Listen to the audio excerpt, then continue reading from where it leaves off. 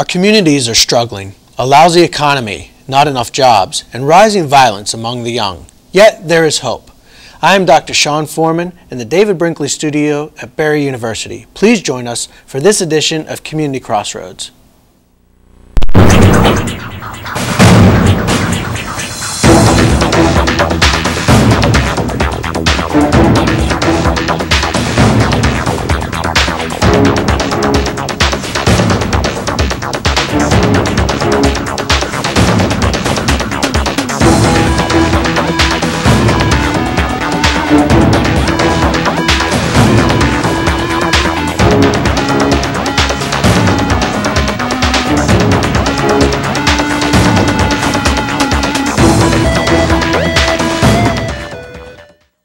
We're here to discuss issues of community redevelopment. With me here today is Chanel Andrews, a senior communications major at Barry University, and Peter Diaz, a scoutmaster and a board member of the PTA in Miami Lakes. Welcome. Thanks for joining us today. Thank you. Thanks. Chanel, you have done some volunteer work in the local community. Can you tell us about what you've done? Yes. In my junior year, I was a tutor with the America Reads program in Sibley Elementary. America Reads is a tutoring program that was implemented under President Clinton when he was in office, and basically is to improve the reading skills of first grade students who are below average. So I went to the classroom and I did different reading and writing activities with first graders that were scoring below average in the classroom, as well as on standardized tests. Right. Now, this is a school that people would classify as an inner city school in Miami. Yes. And the students are below average there. Yes. Yeah. How did they react to your volunteerism, and were they willing to accept help from people outside the school? Oh, most certainly. All of my students that I work with, they generally improved in their skills. They were excited to see me. On our weekends, I gave them homework. Come Monday morning, they had their homework ready. They were happy to do the work, and every time they saw me, we had a good interaction. You got them to do homework over the weekend. Every school should hire you, huh? It wasn't that bad. It wasn't that bad. So why do you think a lot of these kids in schools in the inner cities and frankly anywhere in this country are underprepared in reading? I think it starts at home. Some of the students that I dealt with, they had issues beyond their control, such as housing issues or who was raising them at the time. And you know, when you have distractions at home, it definitely leads to distractions in the classroom. And if you don't have parents at home encouraging you to do your work and don't even care, then of course that attitude transfers to the child. So often, you know, I was the one that encouraged the kids, like, this is important, you know, you should succeed, you have to study, you have to read, you have to do your homework.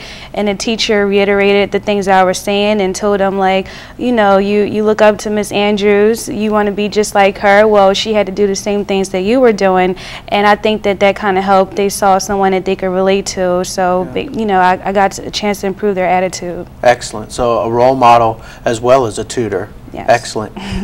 Great. Peter, you're a scout leader. You work with the scouts here in South Florida. What types of activities do you do to help with community development? We actually do a lot of community service in the area. We go and service a lot of churches, helping rebuild different sections of the church. Also, we work with different cities, and like the Veterans Day Parade, that just passed recently. Participate in the Veterans Day Parade. We do flag ceremonies. We actually introduce the young scouts into the civil issues of our cities and our communities. So we do participate in a lot of community involvement and activities.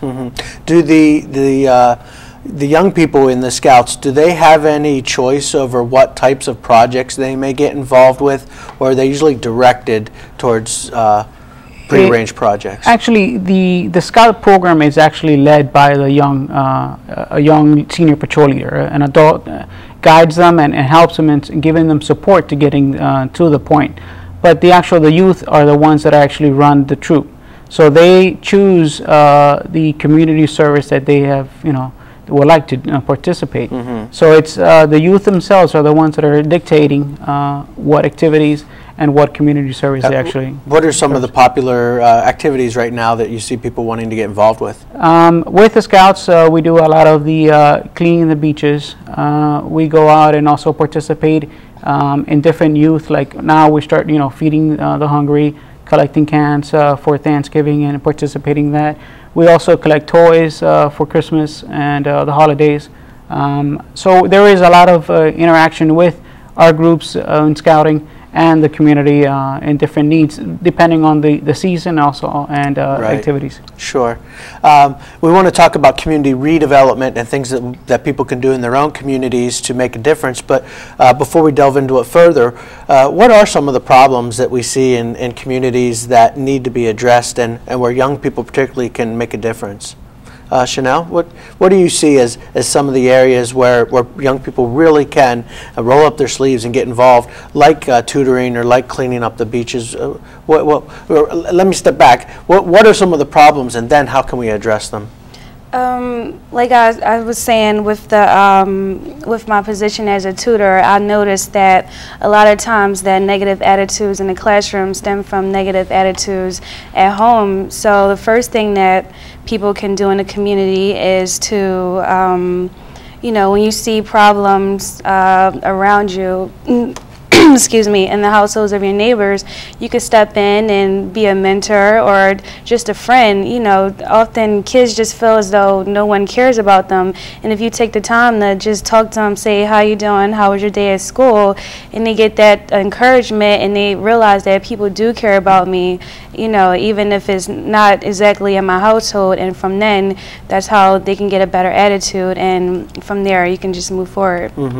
Yeah, so you've hit on this point a couple times about changing attitudes and being a positive mentor. Do you think that youth relate better to other youth as opposed to, say, authority figures like police officers or church leaders or teachers? Do you think that those types of people have a harder time reaching young people, whereas someone like yourself can step in and make a bigger difference quicker? I think on the bigger surface, you do see the person in your dream job that appeals to you, but often you don't have access to that person. So that's when the people that you do have access to, such as younger people such as myself, who actually interact with these children, yes, it does come off realistic to them, so it's basically it's a level, it's certain levels that you have with that whole process. Right. Yeah. And Peter, what types of problems do you see being involved with school, being involved with the Scouts that are maybe redirecting the energies of youth in a not a positive way? It starts within the family, within the home. And she did mention a key point. A lot of our youth right now are seeing that our parents are divorced, or parents are working double jobs due to the economy, and it makes it very difficult for them to actually have that role model within the house. And then they start looking for a role model outside the house. And unfortunately, sometimes when you